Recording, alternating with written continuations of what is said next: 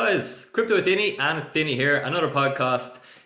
Today I've got Niall O Reilly on with me from Wavelength. Niall, you're very welcome. Denny, thanks a million for having me. Pleasure to be on. Deadly, man. So I suppose we'll chat a little bit about what crypto means to you personally, sort of first, and then we'll sort of get into Wavelength a bit. I'm looking forward to hearing about that. First off, though, whereabouts are you based, man? Just outside of Kells, County Meath here. So based in Ireland at the moment. You're on the island. Absolutely, yeah, indeed. Tell us a little bit about how you got into crypto. What attracted you to it, or what was your journey in, I suppose? Yeah, so like I would say to start maybe 3 or 4 years ago, I kind of I would have seen maybe a little bit around the Bitcoin idea or craze, and that was kind of the initial I guess onboarding to crypto, which happened quite a long time ago. Unfortunately, I didn't have too much money to put back into it then. I was only starting work, finding my feet and the like. So it was just really the interest in the more the speculative nature at the time. So I'd been introduced to cryptocurrency, from, like I said, maybe 3 or 4 years ago. So since I'd worked in KPMG, and towards the latter end of my contract, I guess I again the interest maybe came back, sparked a little bit more, and there was a little bit, I guess, with Bitcoin especially, and just cryptocurrency in general, there was a bit more known about it at that time. I suppose the idea and the concept had been fleshed out, and it was taking a little bit more traction in the market. So at that time, again, I would have maybe retail invested in cryptocurrency, and like I said, towards the latter end of my contract in KPMG, I decided to take kind of a step into the space, and learn more about, I suppose, the technology and the background and the ideas surrounding cryptocurrency in general, not only just from a trading standpoint or exchanging or swapping currencies, but technically just the technical aspects of what the idea was and why that was kind of, having so much traction at the time. Deadly. It's crypto so broad. I think that's one of the things that makes it so difficult to go from being an no-coiner to understanding it, because even those of us who are in the space, we don't understand everything in the space. Well, what sort of areas attract you? Like, we've metaverse gaming, internet 3.0, we've sound money, what sort of takes your interest and why? I suppose the Web3 or the next era of the internet is really where I'm most interested in terms of the technology that's behind cryptocurrency in general. And as you mentioned, from going from a no coiner to even just exchanging or trading, I mean, there's so much more that falls outside even that bracket that people find it difficult to kind of understand the general concepts behind the idea, because it's so early in its days. And I suppose when I initially started that, I was in the same boat. My understanding of cryptocurrency was very, very basic. I would have known how to set up an exchange account and buy some of the tokens or the coins.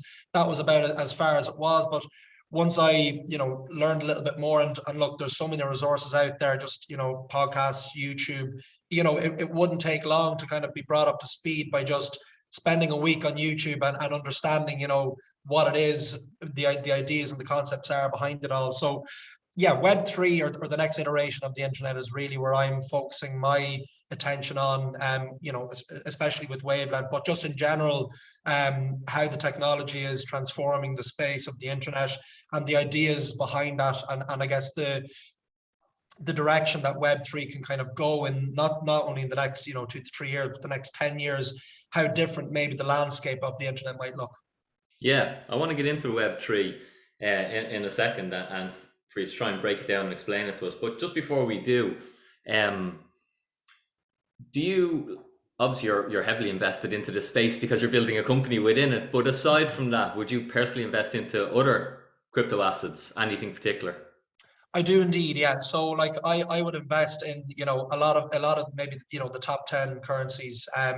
Outside of that, I guess because I understand a little bit more about the technology, I know that I want to, I want to be able to push for my investment portfolio to be maybe as safe as it possibly can within the space, because I understand that you know, a lot of the top currencies that are out there that are, you know, that are driving it on or bringing around mainstream adoption essentially is, you know, the likes of Bitcoin, the likes of Ethereum, the likes of Cardano, the likes of, you know, BNB, these kind of main currencies that would take, you know, a large part of my, you know, personal investment into the space. And it's like you said, obviously I'm invested with the business, but you know, a lot of my personal holdings would actually be in cryptocurrency as well. So I've kind of, you know, now I've painted myself to the mast in a way that, you know, my ideas about this space is, you know, entrenched in what I'm doing right now. So I understand that maybe there's kind of risk reward, but I see no other direction for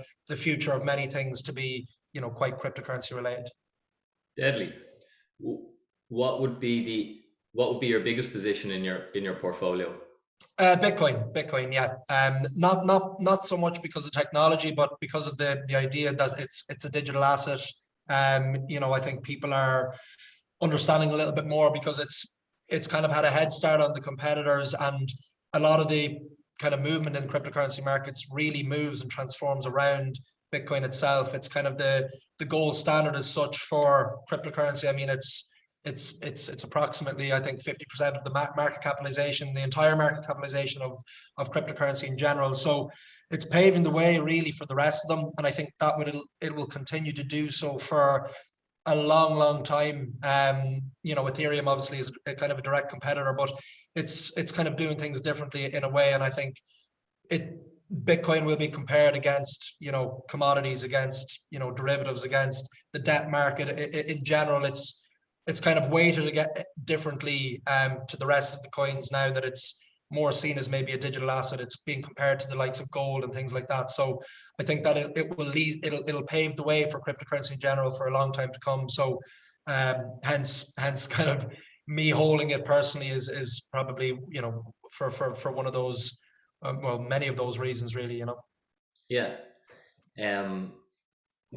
Deadly. And would you think, for me, I don't sort of classify Ethereum and Bitcoin as the same or in competition, but we all have different sort of theses around it. I see Bitcoin as being, you know, the world's chance at sound money, and Ethereum has not been able to achieve that. Am I a bit ignorant in my thesis there, or would you push back on that or educate me? Yeah, I think that they're I don't think that they're maybe so closely in, like, you know, as competitors, like you said. Like I do agree with that statement, but I think that there's going to be more ways of winning for either of them than just one winning outright, if that makes sense. I think they offer different solutions, and while they are kind of, they're turning to be a little bit different. I think Bitcoin in the early phase was that would have this global adoption of a completely decentralized financial system. I know that Ethereum is setting out to do that now, but how the transition has happened, especially with Bitcoin, you know, in the last maybe 5-6 years, is that it's becoming more of an asset to hold and allow to appreciate over time, as opposed to, you know, the trading nature or the transactional nature that I think Ethereum is setting out to achieve. Now, I don't believe that Ethereum is, you know, out there ahead of the rest of the competitors that they have right now. I think they're early to the game, and, you know, have their own transaction issues with the cost of transaction, the taxation that's incurred on that, and the price to actually just make those transactions. So they have their own, I guess, problems to solve as well for down the line. But I certainly think that while they're not directly in competition, I do see a lot of, you know, potential for both of them to compete in, whether, like I said, maybe they're not in similar markets, but I do feel, I generally feel that the both of those players will probably be leading and paving the way for quite some time to come, you know. Awesome. Internet 3.0 for dummies. Yeah. Help us Yes. understand what it is. Okay, so I think the best way of explaining is to start with where, I guess, the internet began and where it's the direction maybe it's taken since. So Web 1.0 essentially was around the time of the dot-com boom, when internet first came about, and, you know, people were in a way, you know, fighting for online spaces and, you know, traffic towards their sites. Now, it was very much, you know, writing your own code base and, there wasn't quite a lot of interaction. So, you know, people will come onto the internet for news articles, for, you know, information pieces, for news. It was very much a one-way system where the consumer would utilize the internet to, I guess, get their information from, and this was around the time of the dot-com boom, and people could go on to a space and a server where, you know, Google at the time wasn't just the sole internet provider, as we all know today, that it was, you know, many different spaces where people could interact and, you know, involve themselves in communities through forums and things like that. And really Web 0.0 was the beginning of the internet as we know today. Then came along Web 2.0. This was what we know today as the Facebooks, as the Googles, as the Twitters.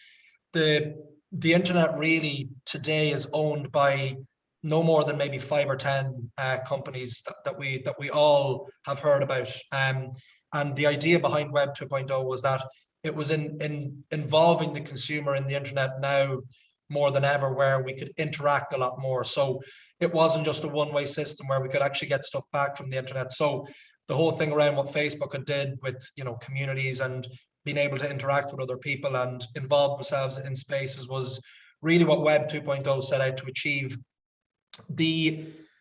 Not so much the issue, well, the issue of what Web 3.0 is trying to solve is that the companies that have come into the Web 2.0 space that have, I guess, taken a complete monopoly over it is what Web 3.0 is really trying to solve. And the models or the business models that these companies are implementing in the space is not quite user-centric, or as user-centric as it kind of should be, because at the end of the day, you know, the consumer is the product, the user is the product. We all use internet and technology today, but what we get in return is quite limited. And when you think of it that way, I think that's the best way of explaining it to the ideas of Web 3.0 and what it's trying to solve for the user base. So Web 3.0 is really coming in to solve the idea that people can own their own piece of the internet outside of the top 5, 10 technology companies that we know today. So it's really going to become quite a user-centric model whereby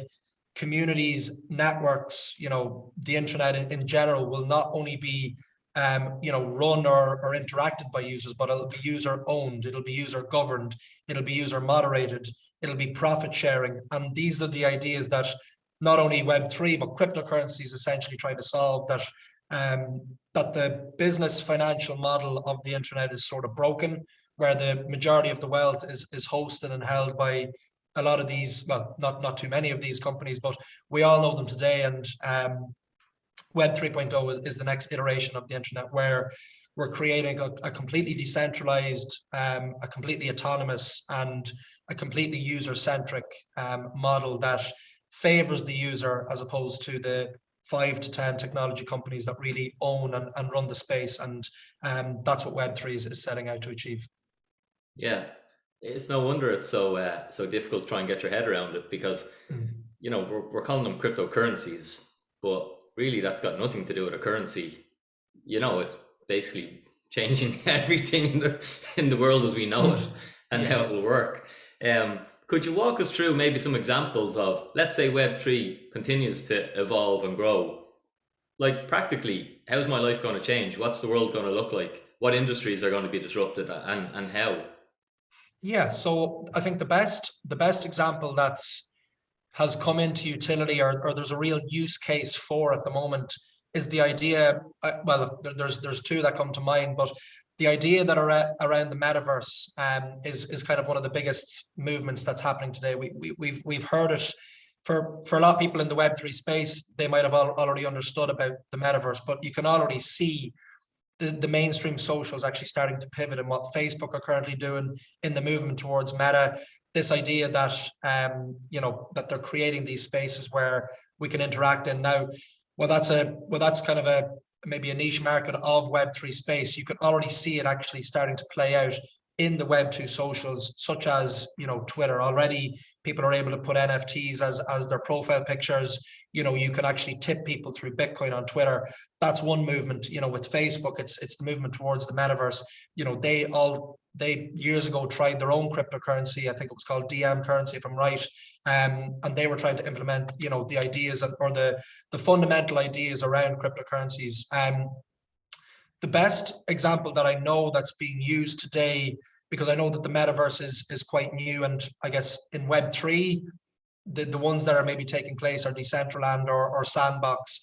These are kind of the two, the two biggest metaverse projects in the Web3 space. But there's an idea around, play to earn, which is really what in my view anyways, is the main utility for this Web3 space and what's actually happening. So if you think about any, the gaming industry in general today, if you've Fortnite, if it's Call of Duty, if it's even FIFA, that, you go out, you purchase these games and you play them, but all the time that you're actually spending on these platforms now, obviously gaming is a very enjoyable industry. People do it as a pastime, but the movement now has become a little bit more Web3 focused, where the platforms are now actually going to start rewarding the users for the time that they're spending on the platform. So Axiomfinity is a game where you can download it as an application on your phone, and essentially you can enter into battles with little avatars and actually earn rewards from the platform by actually using it. So the time that you're spending on these platforms, which we all know today is happening to pretty much how is the revenue earned? Revenue is earned through cryptocurrency. So you earn rewards through cryptocurrencies that you earn from the platform. Now, the platform has a business model that's built around its main cryptocurrency, but they've used the cryptocurrency and they've implemented it into the game. So when you play the game and you earn rewards, you actually, just, I guess, get those rewards back into your pocket through cryptocurrencies in general. So you're now being rewarded and incentivized to utilize the game a lot more, because I guess, you're actually earning a financial return on your investment as such. So which your financial investment or your investment today is time. So this is what the Web3 model is trying to solve. It's already started to play out and play to earn. So the movement of these PlayStation or Xbox games is going to become a lot more user-centric, where the model is built to favor the user and not the business as we currently know the business model to kind of work today. The metaverse idea is really about owning your own space. Now the internet is one thing, but within each metaverse as such, there's plots of land, there's spaces where people can come and they can interact. But essentially the metaverse is built for the owners to actually own and govern that space. So this is the whole new idea that, the user is really in focus as such. And these are just two kind of examples that are playing out today that some people have heard of, others haven't. I think what Facebook has done with Meta would mean that there's 2.2 billion people out there in the world that understand that there's a movement coming down the line here. And this has already been playing out in Web3 and different metaverses already. So this is how it's essentially going to maybe, influence and affect our lives. We all use social media. So the movement has already started to happen. But the fundamental ideas are already playing out in Web3 in different spaces that people don't really have yet to understand or look into just yet. But I think this is the idea that's starting to play out right now that will be life changing really. Right. So the Internet 3.0, it's sort of like allowing me to tokenize all my data, all my stuff I do online, potentially tokenize maybe everything, which I think is cool, because I'm still trying to work this out in my head, the different iterations of it and how it works out. Like, does that mean that I can collateralize my digital value? And I don't even know. Yeah, it's you obviously get this stuff, but I'm still working through, like, how does this affect my life? I suppose one thing I do like is that we sort of democratize investing. Let's say with property, if I want to invest into property, I need to be wealthy. I need to have at my disposal a couple of $100K. But would this Internet 3.0 allow, someone who doesn't have that sort of collateral at their disposal, because they can fractionally invest, I suppose, just in that example. And I know it's off topic of what we're talking about, but there's so many. It's going to disrupt everything, really, isn't it? Yeah, well, like I think the main point that came out of that, explanation there was that, collateralizing your own data, or, financially rewarding yourself for the data that you're providing to the platforms is really the idea. So, the time that you're spending is providing huge, like vast amounts of data to these platforms. So not being rewarded for that, it's like if you're sinking your time into actual work, you're trying to bring value to the company that you're working for. If it's your startup, you're doing the exact same. So you should be rewarded for that time that you're providing, because it's wealth accrual. You're I know it might be small if you have a small, maybe if you have a small following, or if you have a small business online, but there's still a lot of value that's associated with that. And the network is only as strong as the network participants. And if there's 2 billion people using Facebook, there's a lot of value that each individual person is bringing to that platform. So they should be rewarded for that. And that's the idea, that your data is very, as we all understand today, like it's what makes these companies so much money, is our individual data. So if you're bringing value to the network, you should be rewarded for that in some way, in some positive way that allows you to continue to want to bring value to that network. The problem is that people just assume that this is the gold standard, that Facebook are providing me a completely free service, or Twitter are providing me a completely free service. I can build my business on this. I can build my brand on this. I can build my personal identity on this, gain a lot of followers, traction, and I could monetize this further down the line. But what happens if Facebook decide to just remove you from the platform, or Facebook or Twitter decide to change their algorithms that directly influences you and I've affects actually you? experienced that. Okay, yeah, Yeah, and with it a can be fitness business, detrimental. we got our ad account turned off because we breached the guidelines, which you would need a team of legal people to understand what you can and can't say. And the irony of it was posted, I'd organically posted. They prompted me with it to go boost this post. So I'd done what they told them. And then it was like, it's against community guidelines. I'd done that 3 times over the period of 12 months, and my ad account was turned off. Now, the ad account is the lead generation for a business, and the business was literally, the lead generation was switched off, and it was really stressful. And it was a really difficult time for the business, and it showed me the how exposed that any business is, and business larger than my business was at the time, that have cash flow and staff, and literally by just doing what they were prompting me to do, my ad account was switched off. Therefore, we were we could not advertise at the extent that we were used to, and Facebook was our number one lead generation. It was a couple of years ago, but it really did give me a shock as to how exposed I am to this one company, and that I better be careful in future, basically. Yeah. No, and that's a complete, like, this is the direct impact of what's happened there, is the idea of cryptocurrencies and Web3, that you're creating a model that would be completely decentralized. So if you ask yourself the question, who are the decision makers that decided that what the material that you were posting on your socials was not within their guidelines? Who are the people that make those decisions?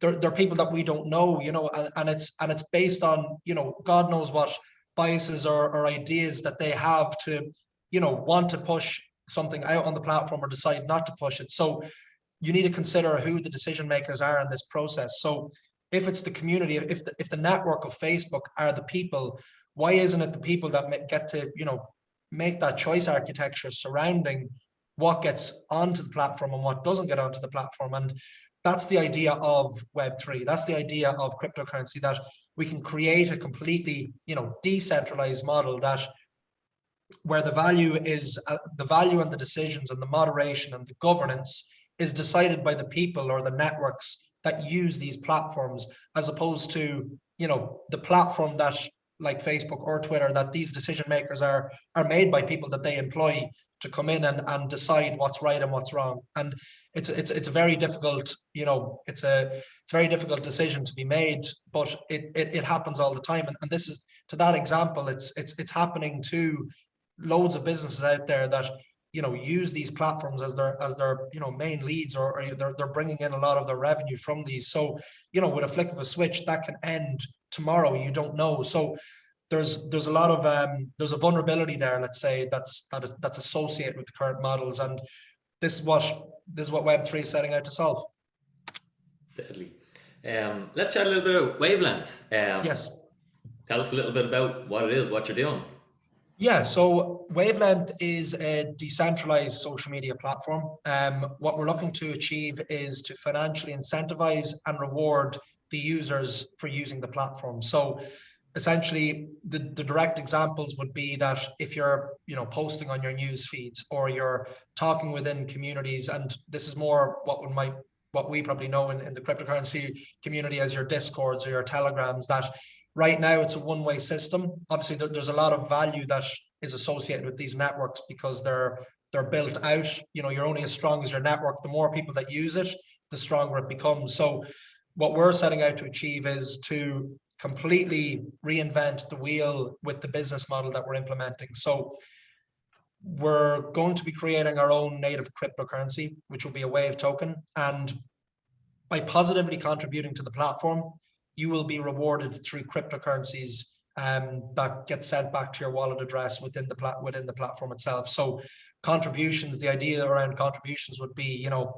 gaining a follower base, you know, posting regularly, you know, retaining your user base, coming back to communities. It would be interacting in a community on a regular basis. It's, you know, getting positive reactions from people that are within your communities, and any positive engagement or positive contribution that happens on the platform will be reflected through the thing called a season pass. So the season pass will be implemented on a regular basis. It will probably happen twice a year and last for a range of 6 months each time. And essentially what you do is you level up through the season pass from level 1 to 100. And the higher levels that you go, the more rewards that you receive at each level. So while the rewards at level 1 to 10 might be small, it means that if you continue to push and you continue to drive engagement and you bring more people onto the platform and you're building out your own network, that will lead to more contributions that will be earned by you directly by the platform.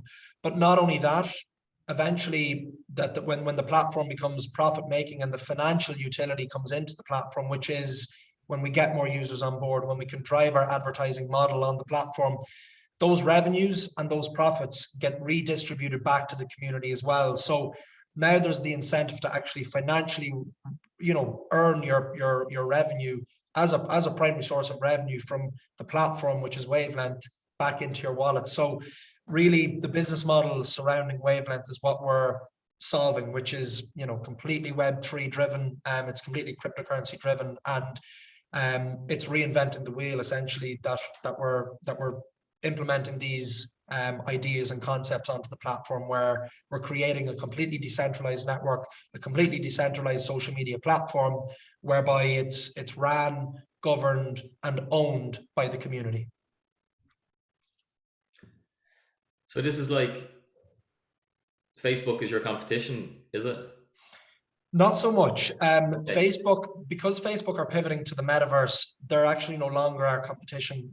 They would have initially been, but the issue with putting them into the same category as our competition would be that they're completely Web 2 based. You know, anyone that's in Web 3 that's building out a social media platform is essentially more our competitors, because these are the people that will be, you know, I guess, fighting for market share, you know, further down the line, as opposed to what Facebook is probably doing right now, which is of course, their user base is huge, but their user base are probably not Web3 native. They probably don't understand the space just yet.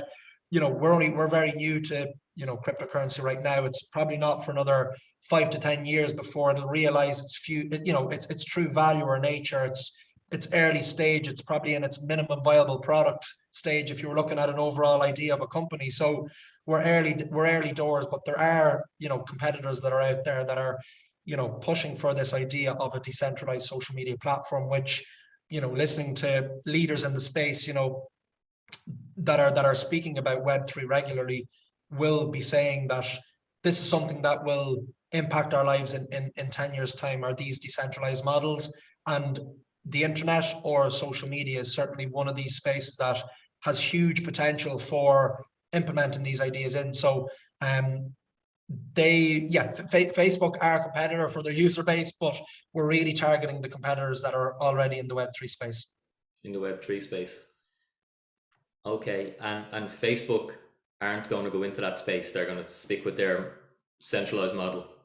Correct. Yes, and it seems that way. That they are completely in a centralized model. And it's interesting to even see how the metaverse works, because I'm not sure entirely about the ownership structure that will take place in the metaverse. If people will truly own their own spaces, their own plots of land, their own virtual homes, their whatever it might be that's going on there. I'm not sure how the ownership model will work, or how they will implement it without involving themselves with some form of financial model that would implement cryptocurrency at the fore. And I mean, they've tried that before with their previous currency and it didn't go to plan. So I'm interested to see what they do, and how they compete with already decentralized metaverses that are out there at the moment, such as Sandbox or Decentraland right now. Yeah, for the likes of, let's just say, a decentralized metaverse, because it's virtual land, how is the scarcity maintained? Why can't they just make more? And well, yeah, this at least in a centralized way then. Yeah, and this is it in a centralized way. And this is to the point of how the financial structure works behind this. If you're owning land or you're building on what it might be in the metaverse, how does the financial model work in a centralized way? Do you go on board with your credit card? Does it accrue value and then you can cash out eventually one day? Is it cross chain? Can you bring what you've built in that metaverse to another metaverse if it's centralized? This is the idea of a completely decentralized place, that it's interoperability, that you can actually bring things from one place to another without the need for creating a new account or creating a new avatar or creating a new plot of land. So really, I don't know how it will work in a centralized way. And if anything, I don't believe that it could work, because the financial incentives aren't aligned with the user base. So I'm really unsure of how that will play out with the likes of Facebook and what they're doing with Meta. Yeah, not even with the likes of, say, Sandbox and that, because I don't understand them, I'm like, how is the scarcity maintained? Yeah, so the scarcity, the scarcity is how really can they just not print more land or create more land, because it is virtual land, so technically it's easily achievable, I suppose. What governs that? It would be implemented on day one, really, whether there are these things called they're known as emissions, whether it's being able to create more of something. It's for the primary example with Bitcoin, there's a finite number of Bitcoin that's available. The smart contracts and the technology would never allow Bitcoin to be able to create more of itself. So it's like virtual land, built into the technology, or the things called smart contracts, which they're known by in tech language, is that you can either create more of something or you can't, and that will be decided upon with a centralized platform. The decision makers of that would be the shareholders or the people that run that or govern that at the top level. But in a decentralized world, that would be decided upon by the user base. So you would have a majority share, or it would be built on the decision makers, which are the people that use the platform. So to bring around scarcity, it's likely that there will only be a finite amount of the thing that you can actually create, which would be, in this instance, in the metaverse, land. To go out and create double or triple the size of the amount of land, it would depreciate the value of the current land that's there. So likely that's not achievable by right of these new metaverses such as Decentraland or Sandbox. Sweet. I took you on a bit of a tangent there. Sorry, I was just trying to help you.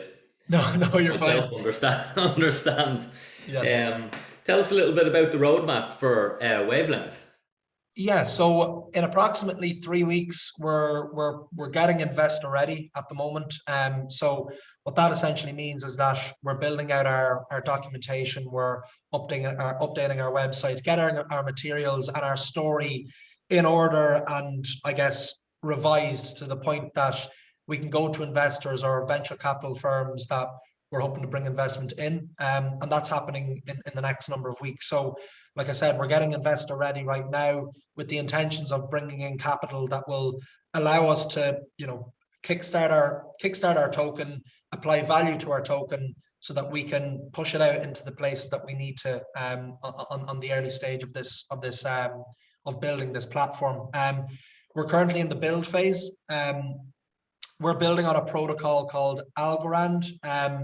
They're a top 20, top 30 cryptocurrency by market capitalization right now, and they have introduced an Algorand Foundation grant program that we were a successful recipient of, and they've allowed us to build on their protocol. So we're I guess using a separate protocol that allows us to build on top of it. It's such as what Ethereum does, where they provide the dev tools and rewards to bring third parties in to start building on their infrastructure, essentially. So we're doing the exact same thing right now.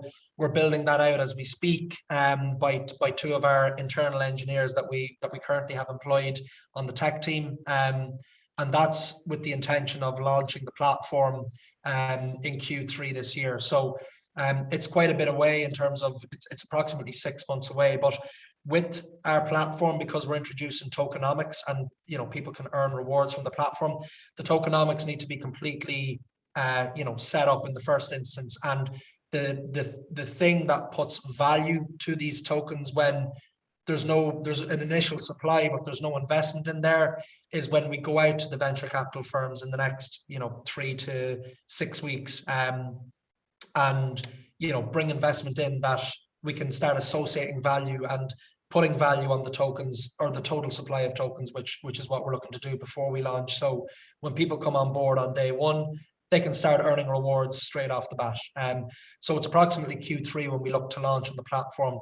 And then after that point, we're kind of instilling the roadmap where we'll be introducing our primary concepts onto the platform, which is the new ideas that we kind of have and we want to implement. But right now, it's bringing around a beta version that people can start utilizing as soon as we possibly can. Okay, so this year you're hoping to have a product that I can use. Correct. Yeah. Cool.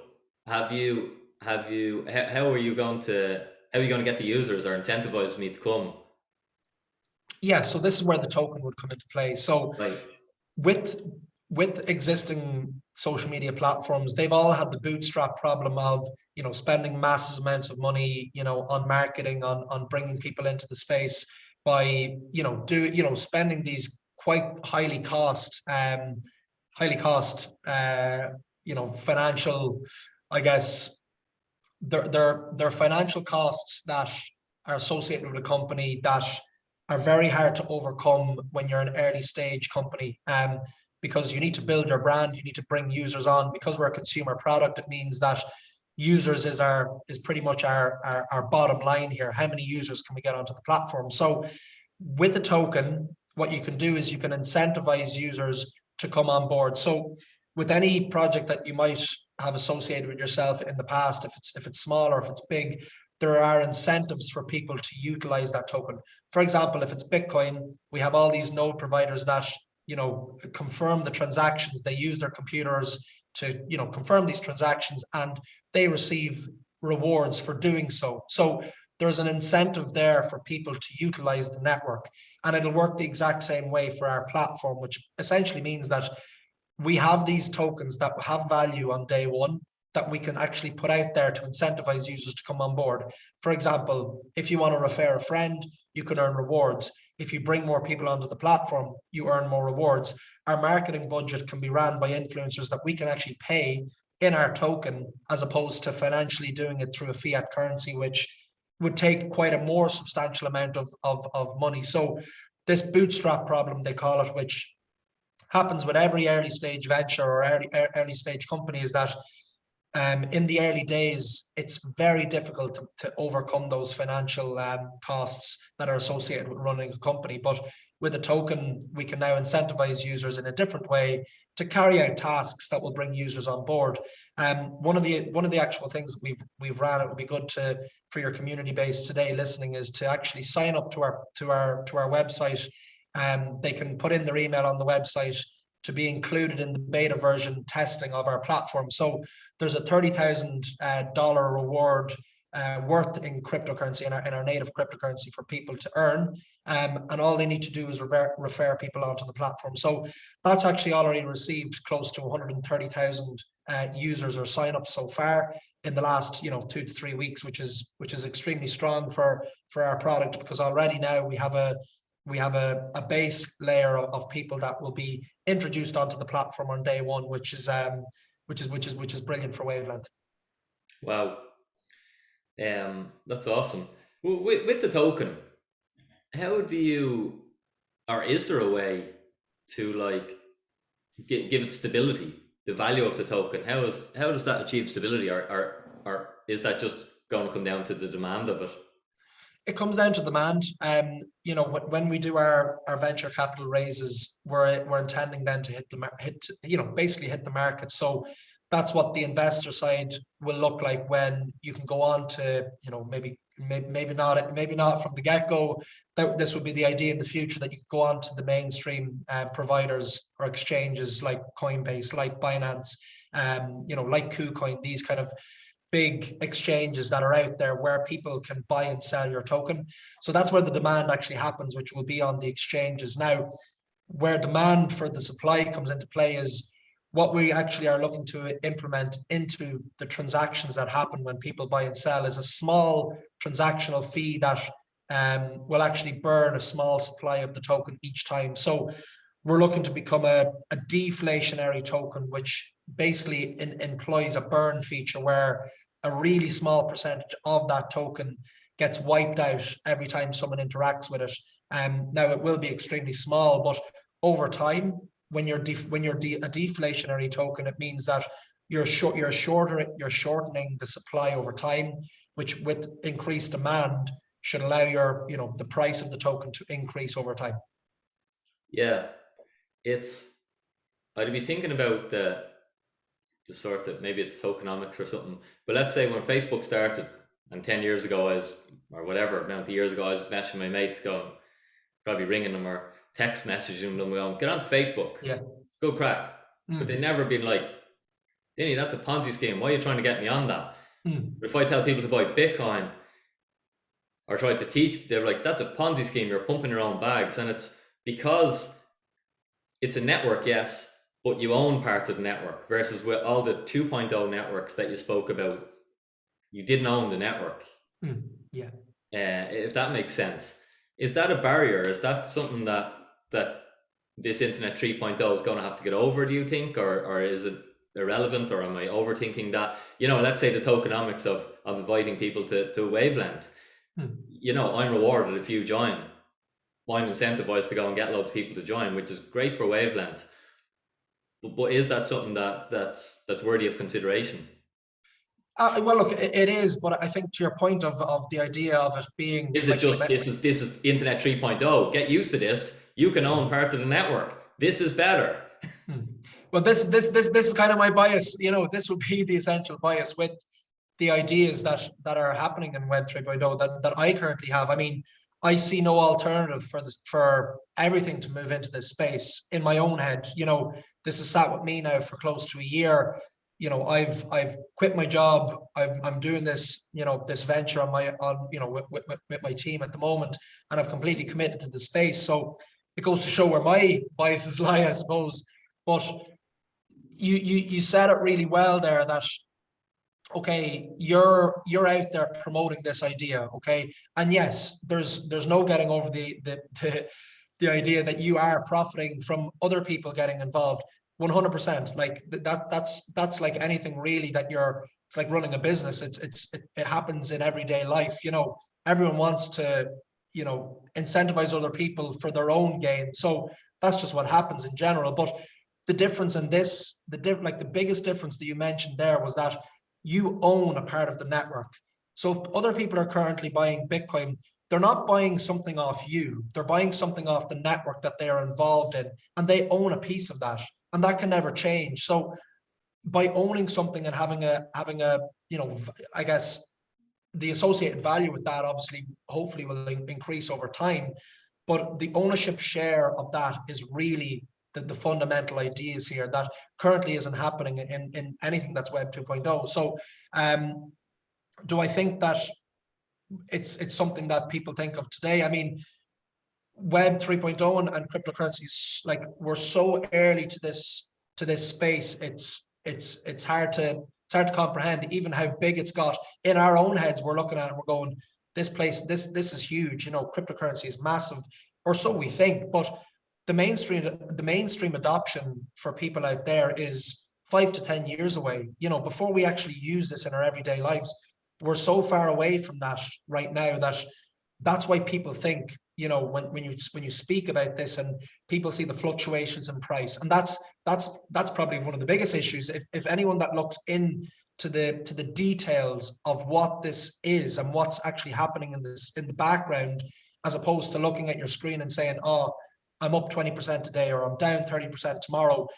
If you actually looked into the technology and the ideas that are behind it, I think people will come a long way to realizing that this really is the future. And undoubtedly, this is me speaking, but I've learned all my ideas from people that are way smarter than me in the space, that I'm looking at these guys going, I'm literally hanging off every word you're saying here. Like, I couldn't agree with anything more than you're saying. And these are people that are backing their businesses and their personal lives and their livelihoods behind this idea too. So right now, while it seems like this, it's the same at anything. It's the same. It was the same with Facebook in its early stages. It was like, how could, like, when if you turn around to Facebook and the people, that were building that on day one, and you said, you're going to have 2.2 billion people that use your platform 10 years from now, they turn around and say, like, that's not even a real number. What are you kind of talking about? So that's how far that space has come. And I think not only with just cryptocurrencies in general, but the space in general, I think it's gonna go a long way in the future. But we're so early to the space right now that it's quite hard to comprehend of how the potential size for this and how big it could be in the future too. Yeah. I suppose what I'm sort of chatting to you is maybe the key thing of Internet 3.0 is that I can own my piece of the digital network. Yes. So perhaps it's about the property right, I suppose. Hear that said. Tell us a little bit about Wavelength. So fast forward a couple of years. It's a big success. What's it look like? What can I do on it?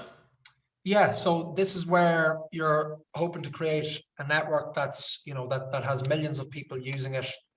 We're hoping that it'll be completely ran and governed by the people that own it, and they drive it in a direction that is for good. We all know that the space right now, well, like it's like any space really. Like there's bad actors everywhere that we go, but we're hoping that the community that we can instill from day one, and the strengths of those communities will still be long lasting, 5 years from now, that these are still the people that still use this for the good of the platform. They want to, do it for their own benefit, but for the benefit of the platform in the long term as well. So that it looks like, it might feel like something we're familiar with today, in that the network that's created is positive, and it's tech for good, and it's doing all the right things that it should be, and it's completely moderated by the user base that runs it. The ideas that we're instilling today will be the same if we have 5 users or if we have 5 million users. That will not change. We're doing that for good. We're just hoping that the network, that if we do have 5 million users, that those 5 million people are really positively, impacting the network for good. And I think that that's what Bitcoin, as a primary example, is a use case that's happened out there, that people are, spending massive amount of money to contribute to the network, contribute to the financial system that Bitcoin runs right now, that you can see that the network effects of that are so strong that people are willing to put so much time, effort, and resources into contributing to a network. And that, while it's a financial network that Bitcoin runs, the same applies for a social network. And that's, Web2 with Facebook or Twitter is a prime example of that they can create these massive amount of people. So I think further down the line for Wavelength, I see the same fundamentals of what's happening in Bitcoin right now, and looking at that in the future and saying, okay, people are positively contributing to this platform because they know that it's good for them and it's good for the platform, not just for the platform, and that it's user centric, and people that are using it really gain, they extract the maximum amount of value from their time and their data that they're spending on the platform. So yeah, I think that the ideas that we have are brilliant, but implementing it now is going to be the real challenge. But that's what we're here to do. We want to bring users on. We want to help them understand what the space is about in a UI, a user experience friendly way as possible. We want to make it easy for people to understand what's happening in the background here. So yeah, that's really the plan, to get millions of users using Wavelength in the future. Sure. And what will I be able to do on it? Will it be sort of like my general social media, or is there a particular direction user hoping to Yeah, go? the direction on the beta version will be, your baseline community servers. So what we'll implement a news feed such as what you might experience maybe on Twitter, where you can follow people, or you can see your For You page that is throwing out suggested interests to you based on your use of the platform. But really our main focus is the community servers, which is where the people will come and interact with each other. So what we're doing around that space, and I can pick on some of the points maybe for what will come down the line, but especially for the beta version, we're looking to challenge the current systems of what happens in Telegram or what happens in Discord, that people can come in those communities, build out those communities, but they can actually be financially rewarded. I mean, it seems ludicrous in a lot of people's minds that, well, I'm only in a group chat. How in God's name could I earn rewards for just talking to people? But that's what cryptocurrency, well, that's what Web3 allows you to do, which is, Yeah, it seems it's ludicrous. beautiful. It seems ludicrous to play a computer game and get paid for it, but that's a Absolutely. reality right now. Yes, absolutely. And you're right. And it's hard for people to grasp that concept, because it's like, well, where does it come from? How are you making the money? It's like, well, no, hold on and think a second.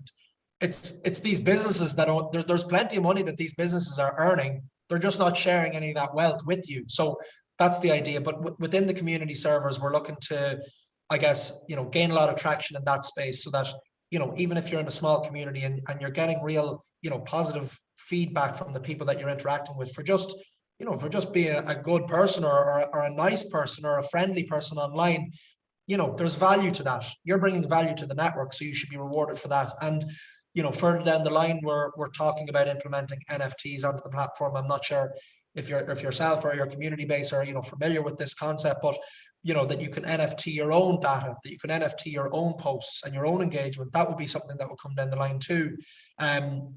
So there's more value creation and accrual, I guess, from the platform as well.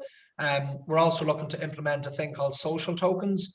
Now, this is kind of a new concept that's happening out there, where really the creator economy, it's hard to earn revenue unless you have a massive following right now. But for people that are bringing a lot of value, that mightn't experience that value accrual, I guess that's what we're looking to help those people achieve. That if you have a following base, people can actually have an ownership stake in you or your brand, or the content that you're bringing to the platform as well. So it's all around the value sharing model, and that's what we'll look to implement further down the line as well, alongside numerous things. I mean, we're going to have to move and evolve with the times, and make sure that we're keeping up to the latest like gold standard of technology. So these are kind of just small snippets of what we're looking to achieve. Yeah, it's awesome. That was cool what you said, like, your community can own you, so almost your community can invest into you. And then it's like this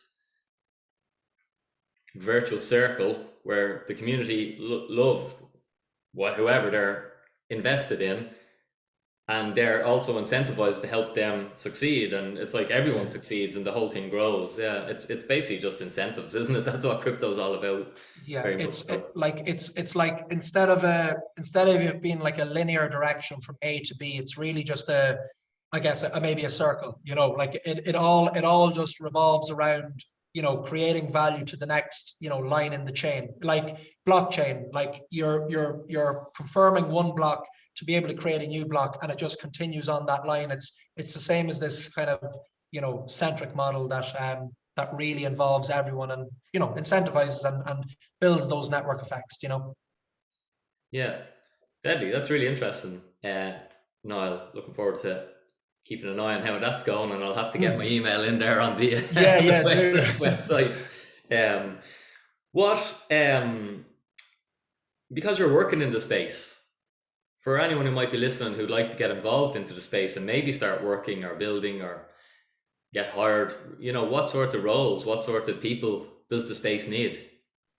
Yeah, so we're seeing a massive transition in the technology sector of the people that are, the developers that are building the technology. So that's increased by, in the last 10 years, it's gone from maybe, the space, it's funny, the space is called Web3, but the technology is actually, called, it's the technology that's called Web3, or the code base that these developers use. But the developer space, 10 years ago maybe had, 300 developers. It now has, 18,500 developers in the space. So even from the people that understand the tech, like that really understand the tech, you can see outside of just the native retail investor side, the developers are believing in the space too. So bar your developer, which I can only assume is a very niche market. I mean, you need to understand this and have studied it over time. You need to understand blockchain, cryptocurrency, decentralized finance. There's a lot to learn there, and that wouldn't happen over time.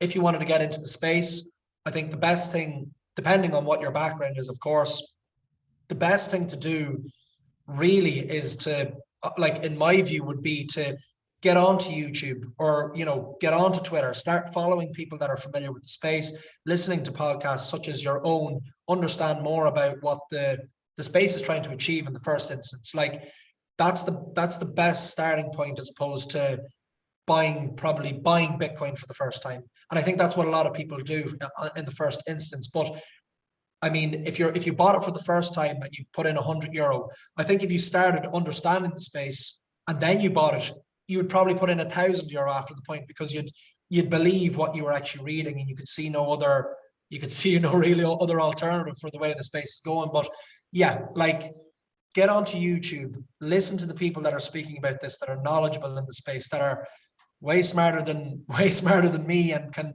probably put it into better terms than I can, and just sink a bit of time into this, because I think you'll eventually find a direction for getting involved in some form or capacity. If it's joining a Telegram group and helping the community grow in that, or it's, if you're from an IT and a technology background, maybe it's starting to pivot into a Web3 developmental space right now, where you can see a trend starting to happen. You say, well, what's the salaries even? The developers in the space are on high demand, and that's probably the reason for why people are coming into the space more and more. So that's probably the best place to start, I think, for a lot of people. And it's brilliant. Like, the resources are there for all of us. All it takes is to open up Google and type it in and start learning. I think that's really, there's so much value that's there for people as that resource, and I think people should really use it. Awesome, that's deadly. My last question, just for fun, what do you think the price of Bitcoin is in 2030? You can give me 3 answers. Okay. It's okay to be wrong. We know it's not financial advice. yes, absolutely. Of course, it's so speculative. It's impossible to say. But like, going off the trend of what's happened in the past, with anyone that's familiar with Bitcoin would understand, the halving events that occur every 4 years.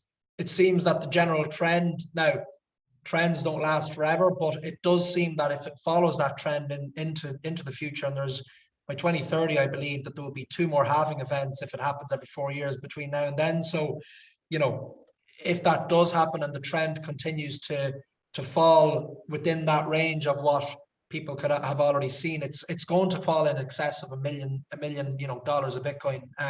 If that's the trend that it's going to continue to follow. Do I believe that'll happen? Like, I genuinely do. But again, people thought that Bitcoin was going to exceed 100K this year, and it didn't. And it's since quite fallen quite a bit. So again, impossible to know. But the trend is certainly strong, and these halving events seem to always drive, you know, a huge bull run after every single time it's happened. So on that trend, and even with the current dip in Bitcoin in the last, you know, 3 to 6 months, it's still on track and on trend to do that. So, you know, it's up 100 and whatever percent since, you know, whenever it was. I think it was 700 billion maybe 4 years ago. Now it's, you know, it's close to 1.6 trillion right now. So look, yeah, it's huge. But I think the best thing to do when you're speaking about the, you know, the price of it, I think consider it for the value it is today against alternative markets. So if you're pricing it in against the rest of cryptocurrencies, it's probably not a really good way to do it, because it's on its own trend line. As we know, it steps outside of a currency, even. In fact, at this stage today, it's more of a digital asset. But if you're looking at, you know, the derivative markets, or you're looking at gold, or you're looking at other markets that Bitcoin will, you know, compete with in the future, not directly compete with, but compete with for market share. If you're looking at the financial system, or you're looking at, you know, how much dollars that the US the US Treasury printed in the last, you know, year, I think when you mark them up against alternatives that it's close to in nature in terms of what it's trying to do, any financial market really, and you can see the market capitalizations of those, which often exceed, you know, hundreds of trillions, or at least tens of trillions. If the market capitalization of Bitcoin right now is 1.7 million, and the price is, you know, or maybe, no, sorry, that's the entire market capitalization of cryptocurrency. I think Bitcoin just could be around the 1 trillion mark right now in its own instance. Then I think, yeah, and the price is 30,000 or whatever it might be, or close to that nature. Then there's I think there's huge potential for it exceeding, you know, 1 million in 2030. Yeah, and we have, as you say, it's very speculative. It's impossible to know, because, like you quite rightly pointed out, most people, we expected Bitcoin to be over 100K last year, and it wasn't. So it loves to prove us wrong, but it is very interesting because the brand, I think, is so strong in that most people have heard the name, and the network, there's an incentive structure of everyone within the network to promote the network. So it's, you know, maybe we're underestimating it. And with the halving events, with decreasing supply, yet we have rising demand, and Bitcoin doesn't really care, because it's just all the money in the world. What amount of that sits within Bitcoin, and divide that by 21 million. So impossible to know, but yeah, who knows? We could be too bullish, we could be too bearish, or we could be right. But it's fun to speculate, isn't it? Yes, absolutely. And look, if you're simply sitting on the retail or the investment side of things, and you're doing it for, you know, the gains, and there's loads of people out there that do that as well and make a lot of money from it, then yeah, like I think that there's no doubt that it's a lot of fun to be speculative. And I think the trends outside of just that speculative nature of people just buying and selling it would be very, very strong in the background. And like you said, the brand is so strong, and there's countries adopting as its currencies. It's you know, it's global. You know, no one, it's never been hacked. The network is strong. There's incentivization there. It's hard to see it not, you know, trend in that direction. Yeah. Well, what I was trying to sort of communicate there was, as the demand increases, the network increases. Therefore, almost the Bitcoin army increases, but it's exponentially increasing. It's not just linear, like, it's an exponential growth. So, you know, one of my sort of thesis is that this thing, it overachieves what we think it's going to achieve, because of those factors, I suppose, that the army is increasing, but the army isn't just increasing gradually, it's exponential growth, like, which just feeds into this virtuous growth, virtuous cycle of growth, I suppose. But Super interesting. Lastly, how can the guys connect with you, Niall, and Wavelength? Where's the best place to check out what you're at? Yeah, so go over to our website. It's wavelength.io. Wavelength is spelled WAIV as opposed to WAVE, and then length. And yeah, go over to the website, hop on there, follow us on Twitter, all our socials. You'll be able to get them from the website. Again, you can sign up to the referral program. You can contact us by email through the link there, or follow us on Twitter, or come into our Telegram group where people are discussing Wavelength on a daily basis. And I think they're the best ways to contact us and reach out. Sounds good. Niall, thanks very much. Wish you all the best and looking forward to checking out your progress. Yes, Denny, thanks a million for that. All the best.